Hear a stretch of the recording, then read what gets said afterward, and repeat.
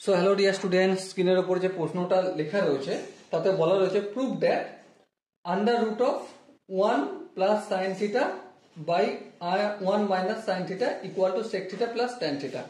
ওকে, তো চলো আমরা লেফট হ্যান্ড সাইড থেকে শুরু করবো অঙ্ক। লেফট হ্যান্ড সাইডে কি রয়েছে? Under root of 1 plus sine theta by 1 minus sine theta.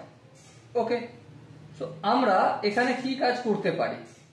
দেখো, এখানে আমরা ছোট ছোট যেই কাজটা করতে পারি সেটা হচ্ছে 1 প্লাস সাইন থিটা যেমন আছে রেখে দিলাম, আর নিচে যেমন 1 মাইনাস সাইন থিটা আছে তেমন রেখে দিলাম।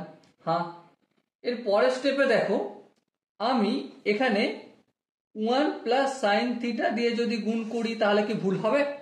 হ্যাঁ, ভুল হবে। তাহলে এই ভুলটা শোধরাতে গেলে আমাকে উপরেও 1 প্লাস সাইন থিটা দিয়ে মাল্টিপল করতে হবে। চলো করে দিলাম। এর পরের স্টেপে দেখো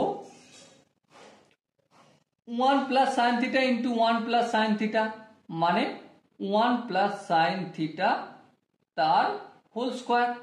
আর নিচে দেখো 1 minus sine theta into 1 plus sine theta তার মানে 1 square minus sine square theta. তাহলে 1 স্কোয়ার মানে 1, তাহলে 1 মাইনাস সাইন স্কোয়ার থিটা লিখলাম।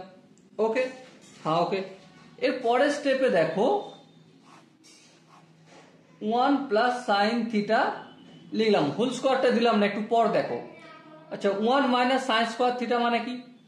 Cos square theta, cos theta লিখলাম, আর এই পুরোটা হোল স্কোয়ার করে দিলাম। ওকে, স্কোয়ার রুট ক্যান্সেল হয়ে যাবে, তাহলে কি থাকবে? 1 plus sine theta upon cos theta. হ্যাঁ ঠিক। এবার এটাকে যদি একটু স্প্লিট করি তাহলে কি দাঁড়াবে আমার? 1 by cos theta plus sine theta upon cos theta. এবারে 1 বাই কস মানে কি? Sec theta. Sine theta by cos theta মানে কি? Tan theta. আর এটাই দেখো রাইট হ্যান্ড সাইডে প্রমাণ করতে বলা হয়েছিল। Okay, so dear student, I hope এই কোশ্চেনের যে কনসেপ্টটা, যে ফর্মুলার ম্যানিপুলেশন প্রত্যেকের বোঝা গেছে। যদি কোনো জায়গায় বুঝতে অসুবিধা থাকে, কনফিউশন থাকে, কি করতে হবে? কমেন্ট সেকশন রয়েছে, কমেন্টে অবশ্যই জানাতে হবে। আর দেখা হচ্ছে নেক্সট ভিডিওতে। ততক্ষণ পর্যন্ত ভালো থেকো, সুস্থ থাকো এবং জয় হিন্দ।